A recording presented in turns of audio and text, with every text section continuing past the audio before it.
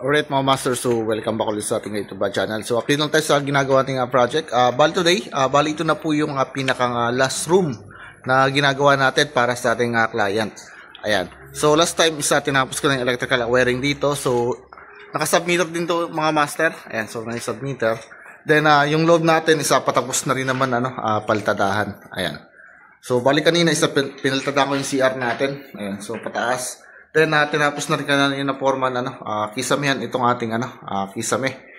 Ayan, ay mga master. Then yung walling natin, so diretso pahit na rin tayo rito ng skim coat. Ayan. So papayaran na natin yan, diretso na.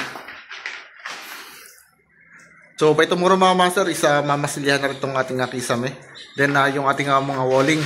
So bali continuation lang ako rito ng plastering dito sa loob.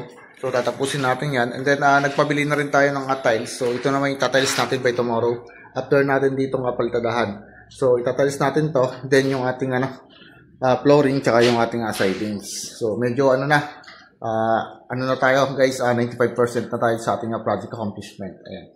So malapit-lapit na po. So yun lang mga master, bali in-update ko lang kayo. So last last room na yung ginagawa natin. So salamat po.